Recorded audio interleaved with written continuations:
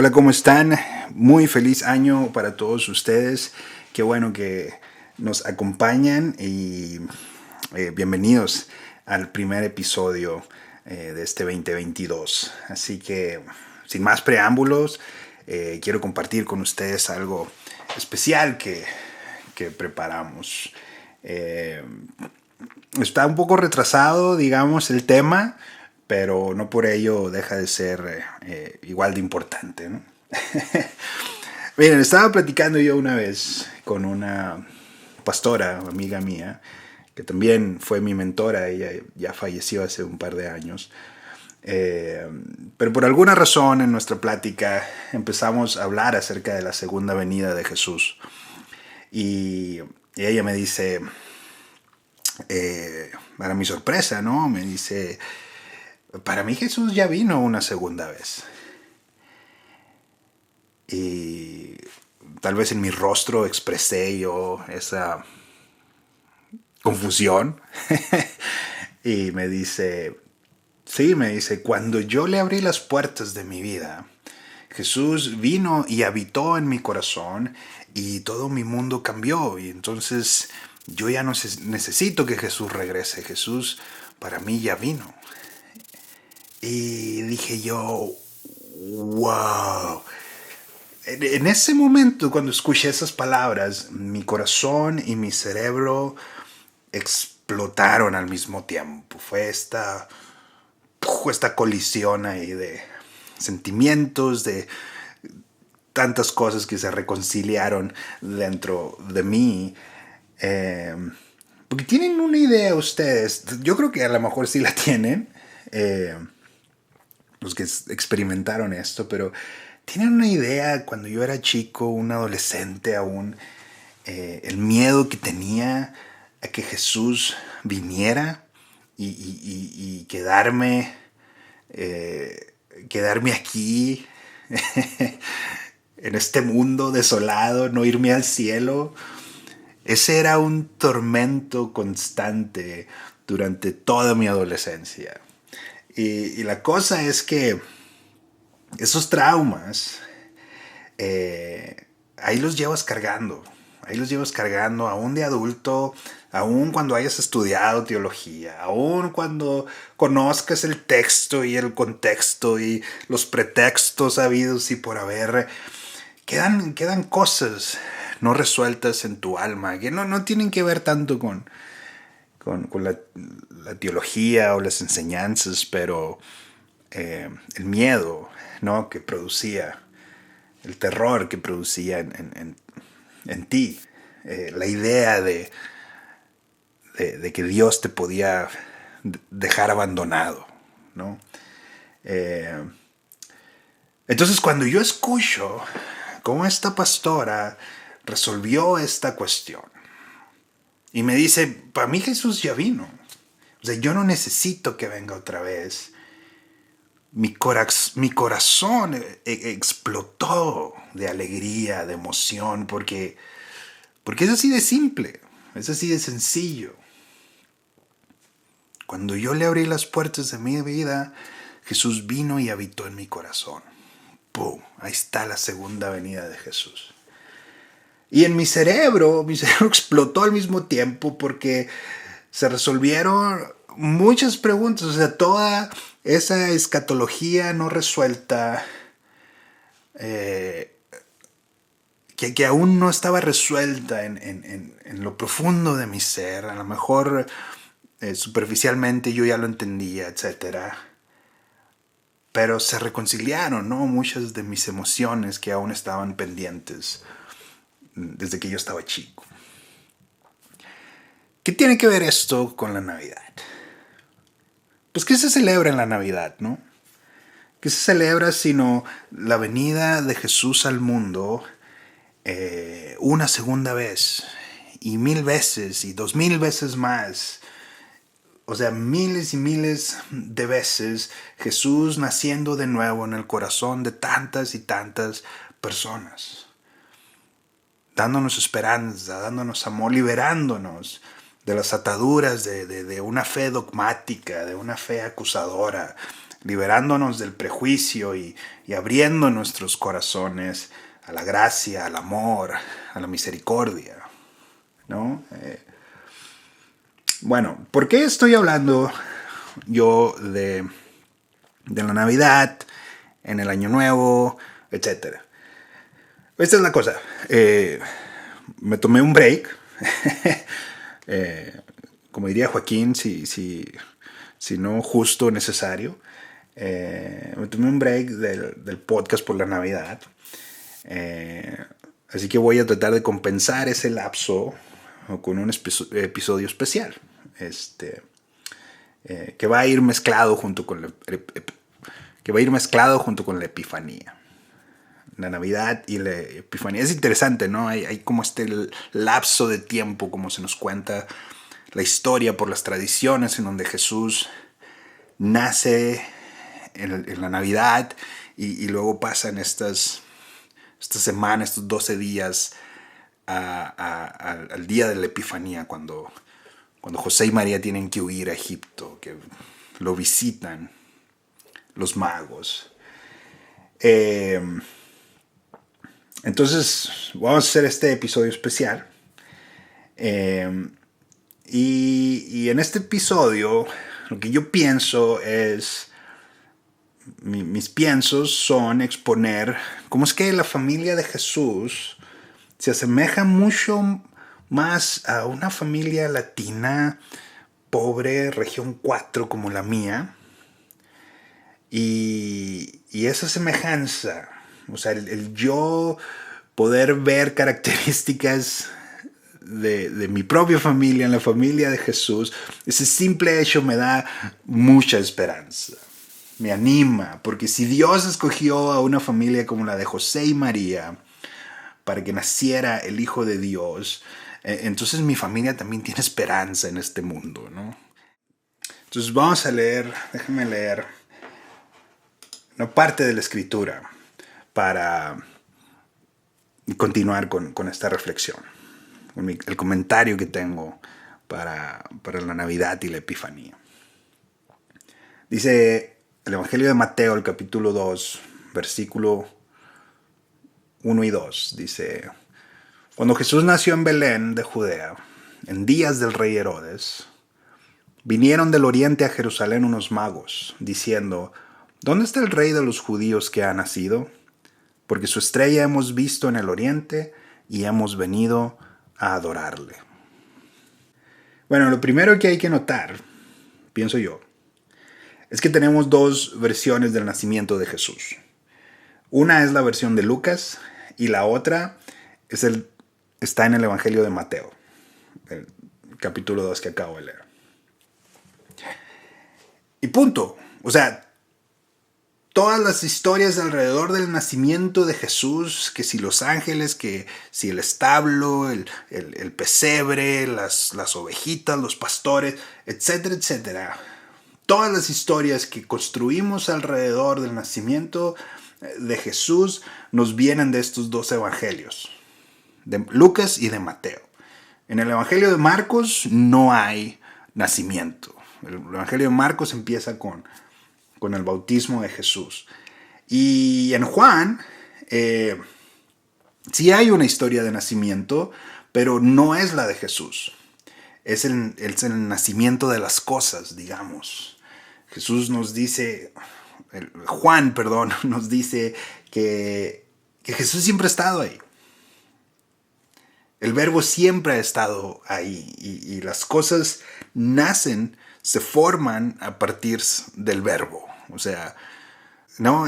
Jesús siempre ha estado ahí, es a partir del verbo, de la sabiduría que siempre ha habitado en el universo, que las cosas se formaron, se crearon.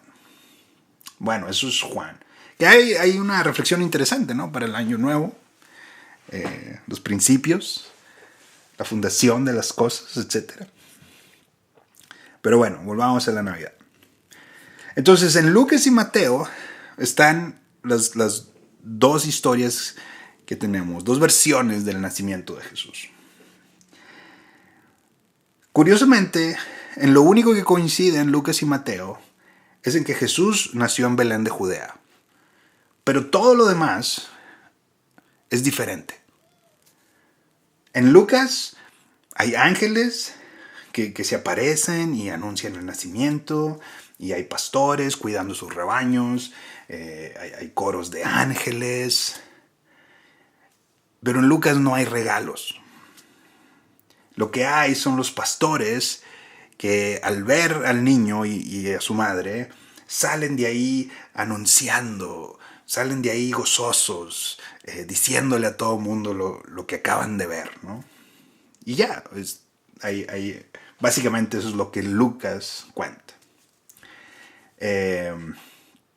Otro dato interesante es que en Lucas, José y María viajan de Nazaret a Belén porque hay un censo. Y es en el Evangelio de Lucas. Esto lo acabo de entender hasta ahora que estoy haciendo este episodio. Jesús nace en un pesebre porque Lucas nos dice que nació en un pesebre. En Mateo no hay pesebre, no hay censo, no hay coros de nada, no hay establo, no hay pastores, no hay ovejas. De hecho, en Mateo, el nacimiento del niño Jesús es casi como algo que sucede en secreto, ¿no? En la noche y que se quede ahí. En cierto sentido, Dios le dice a los magos, no le digan a nadie que vieron al niño, váyanse por otro lado. Y aquí lo interesante, aparte de lo que acabo de decir. En Mateo, Jesús nace en la casa de José y María. Sin embargo, la familia de Jesús, debido a la violencia y debido a la persecución del gobernador en turno, Herodes, se tienen que hacer migrantes, tienen que migrar y tienen que escapar, tienen que huir de Belén para buscar un futuro mejor para Jesús. ¿No? Entonces aquí empezamos a hacer la conexión entre la familia de Jesús y las familias latinas, las familias migrantes, ¿no? José y María tienen que agarrar al niño y escapar, huir de Belén para buscar un futuro mejor para Jesús, un lugar más seguro, un lugar más propicio para que el niño se desarrolle fuera de Judea, y entonces tienen que buscar asilo, poniéndolo en términos contemporáneos, en Egipto, ¿no? Y aquí voy a hacer un comentario que va a sonar un tanto cómico, tal vez, pero dentro del humor se asoma siempre una verdad que pesa, ¿no? Y tal vez por eso es cómico, porque si nos reímos, así podemos evadir lo incómodo de la verdad que se refleja ahí, ¿no? Mateo nos cuenta pues que 3 magos, hombres sabios, dicen traducciones más recientes, venían del oriente buscando al niño que ha nacido. Y dicen, porque su estrella hemos visto en el oriente y hemos venido a adorarla. Eso dice el versículo 2. Ahora, he aquí la trama del capítulo 2. Esta pregunta, ¿dónde ha nacido el niño? ¿Dónde nació el rey de los judíos? Porque venimos a adorarle.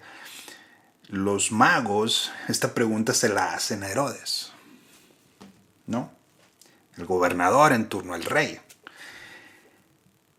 Y entonces el nacimiento de Jesús, inmediatamente, Herodes lo percibe como una amenaza. como que nació el rey de los judíos, pues sí, aquí estoy yo, ¿no?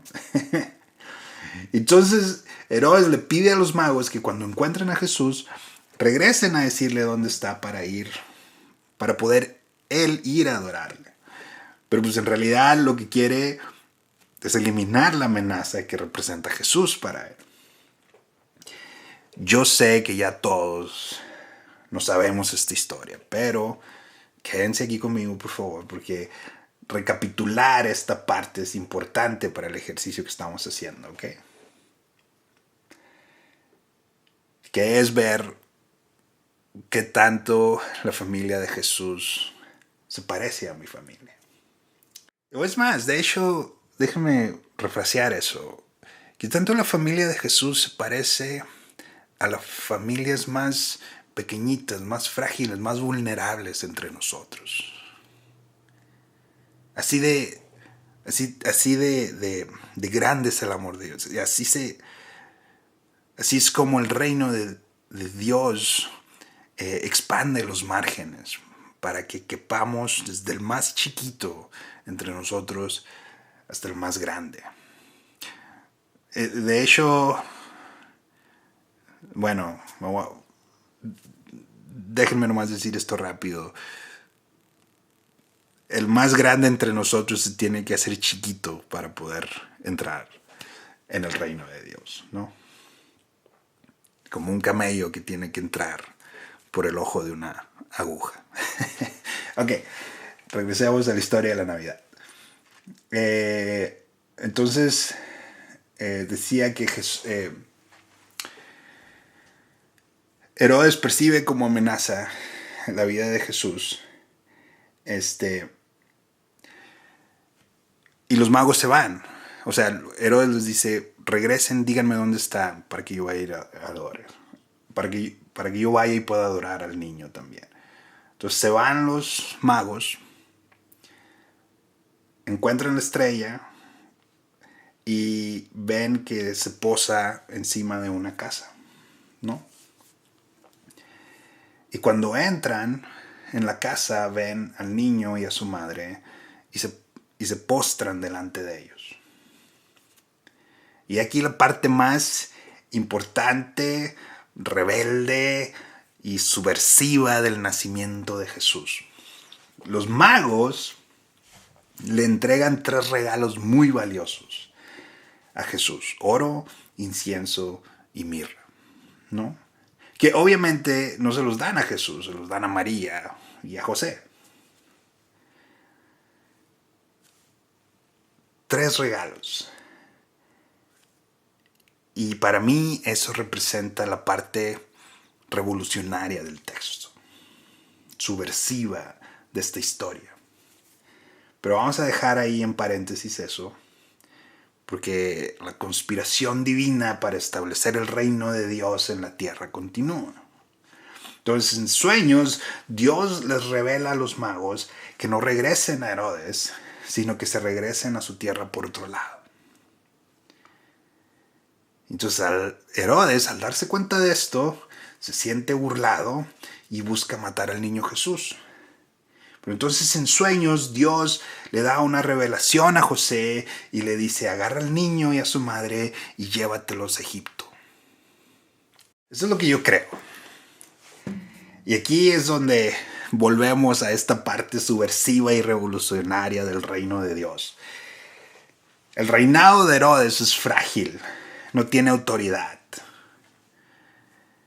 Y lo único que lo sostiene es la persecución y es la violencia. Es el miedo que pueda generar en el pueblo. Pero ese miedo se termina con un simple sueño que Dios ponga en tu corazón.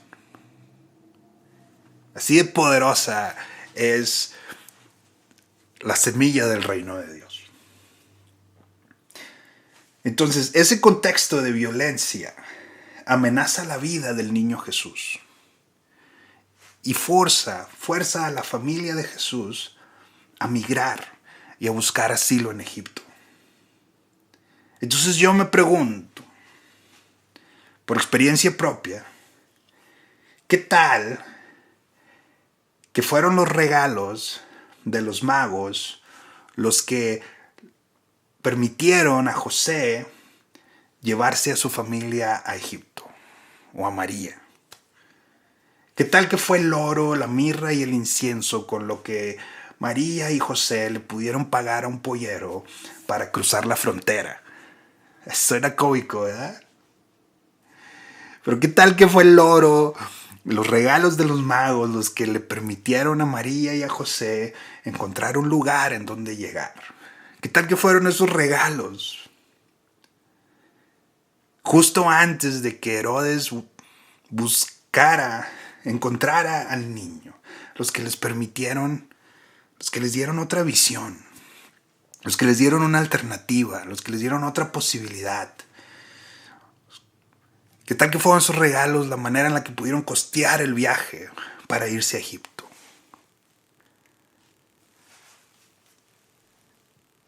He visto este meme por ahí que no dice, no, si los sabios fueran sabios, o sea, le hubieran dado pañales y leche nido a María.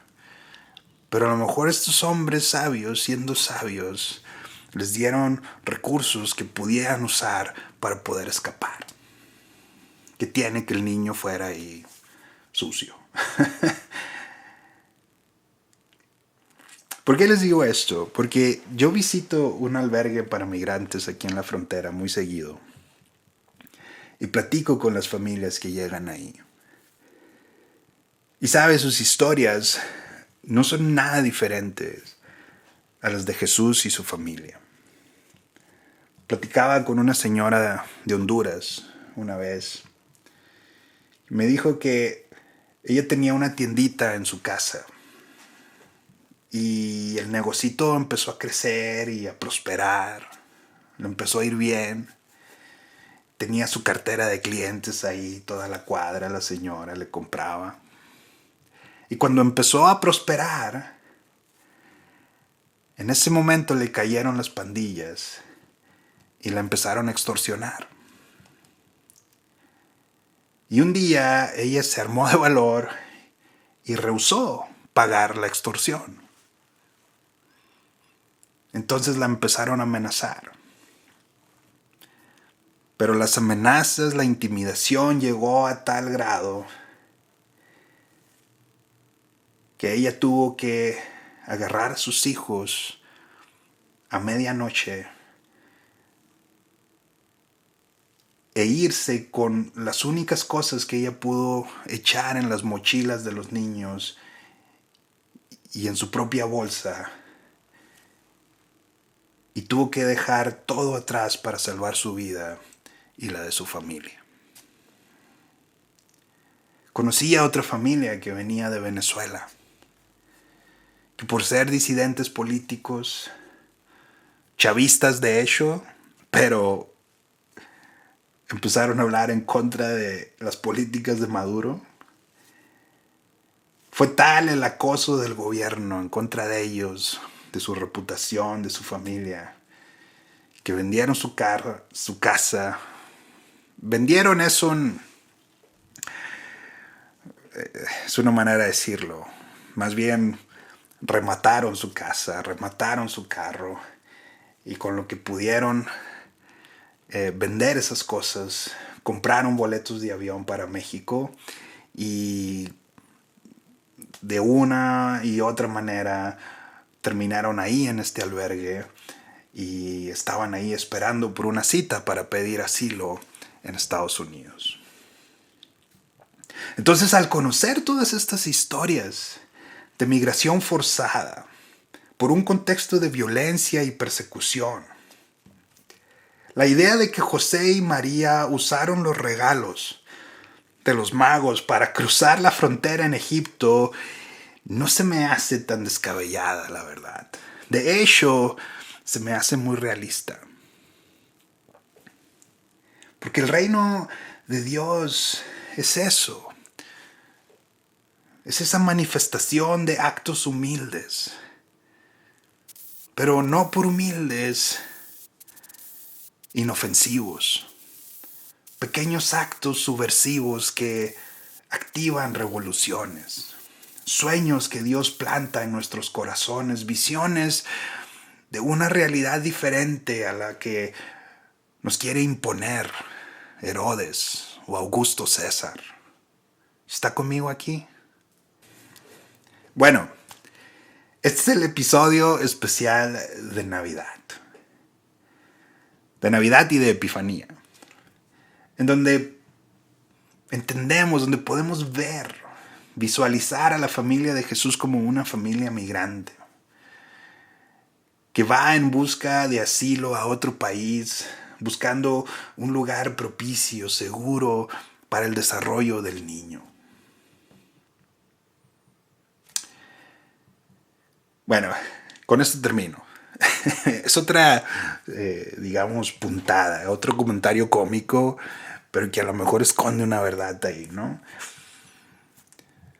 Si la familia de Jesús se llevó al niño a Egipto, de bebé, y lo escribieron allá en la escuela, en Egipto,